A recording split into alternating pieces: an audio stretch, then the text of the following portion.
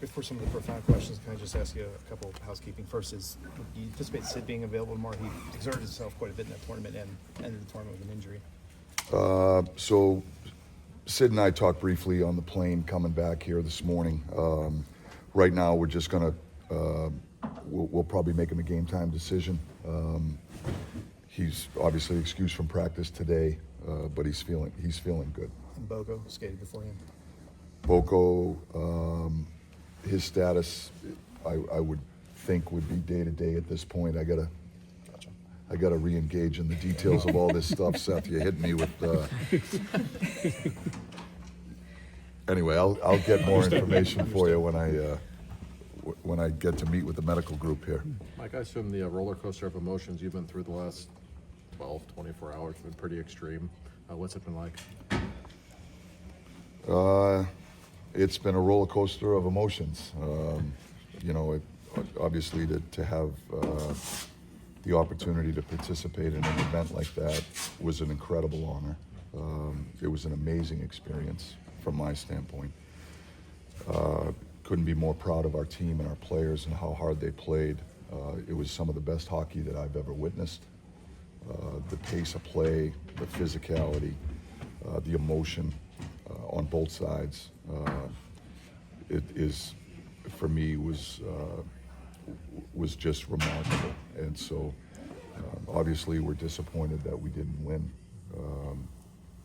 I said to Sid, I'm happy for Sid. I'm bummed out for us. But I thought it was an unbelievable event. It was an incredible celebration of hockey. If you're a hockey fan or a hockey purist, it was hard not to get excited about those games, all the games with all the respective teams, and how invested the players were. I mean, it was the greatest players of our game that were completely invested in this thing and trying to win. Mike, how aware were you guys of the buzz around the sport because of what was happening for that week and a half? Oh, we were very well aware. I think it added to the excitement, quite honestly, for our players. I think maybe there might have been a miscalculation by everyone on what this tournament meant to the players themselves and all of us that were associated with the respective teams. But I think early on, everybody got a taste of the intensity and the investment that players were making to try to win and represent their nation. Excuse me. So I think once those first few games took place in Montreal, I think people got a clear understanding that this was going to be a special and unique event. And and obviously that first game we played against Canada in Montreal was electric. And I think that really captured the attention of the hockey world, literally all over the world. So, but everyone was pretty well aware of,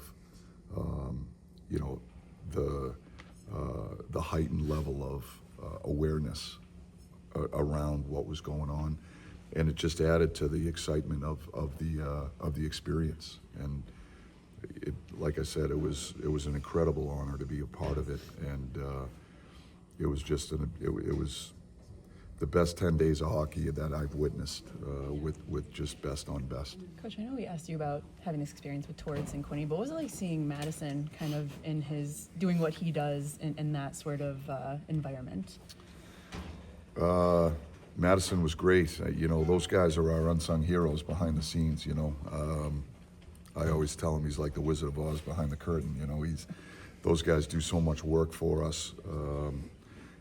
As far as facilitating the things that we need from a video standpoint, whether it's in-game or just the preparation process in between games, we'd be lost without those guys. And Madison's one of the very best that I've been around in, 20-something years of coaching. So he's really sharp. He's great at what he does. And he's another guy that was completely invested. It didn't just stop with the players. There was a lot of work that goes into it to try to prepare the team the right way. And Madison was at the center of all of that. So maybe I don't speak about those guys enough, but I couldn't be more appreciative for what Madison and And Mike King was our other video guy that works for the Ottawa Senators. Those guys were just amazing for us. Mike, what's it like to switch gears from what you went through there to coming back to the daily routine of coaching this team and the regular NHL grind? Yeah, it's it was strange just getting off the plane, and you got to take one hat off and put the other one back on. But once you get into the rink, I was saying to Quinny, when we pulled up to the facility, we were hoping to get here for practice, but we didn't get here in time. But when we were pulling up, I just said to him, it's like Groundhog Day. You just kind of go back and do your thing. And so here we are. So we're excited about getting after it again with the Pittsburgh Penguins group, and we've got some important games coming up that we've got to get ready for. Coach, I did want to ask you if, with Mikey, if there's any sort of story, memory, interaction with him that just comes to mind that puts a smile on your face when you think of him.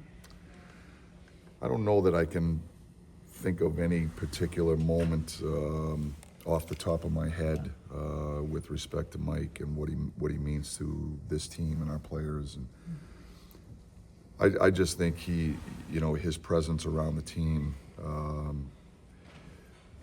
When I think of I can only speak from my own personal experience with Mike, but some of the greatest memories that I have and some of my greatest hockey memories, Mike's voice are attached to those. And I just can't help but think of, some of his catchphrases and the energy that he brings to it and the passion that he brings to the job every day. He loved the Penguins, and the Penguins loved him. And so, that's a big loss. It's a big loss for Pittsburgh. It's a big loss for our organization. Our thoughts and prayers certainly go out to his family. Mike seemed like he really understood the game much better than most members of the media. Like a jerk like me would just ask about the power play. Boy, looked like he could.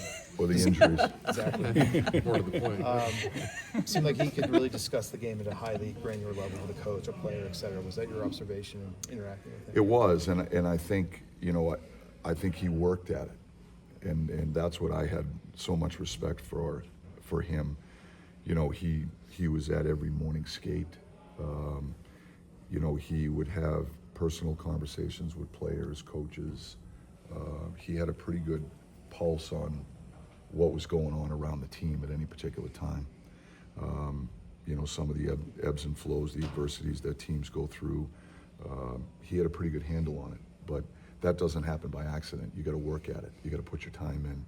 And I think Mike was a guy that was willing to do that. He would roll up his sleeves, and he put the time in to be around the team and do all the background work so that when the cameras went on or they turned that microphone on, he was prepared. And so when someone that works at the game the way he does, in a lot of ways you become a student of the game. And he did it for a long time. So I think because he became a student of the game, he gained a better understanding of how the game was being played. And I think because of that, it gave him an opportunity to maybe engage in conversations that weren't just stating the obvious, that maybe dug into a little bit more of the subtleties of the game. Mike, with 25 games left, there's not a ton of margin for error for you guys. What are the keys to kind of hitting the ground running here this weekend?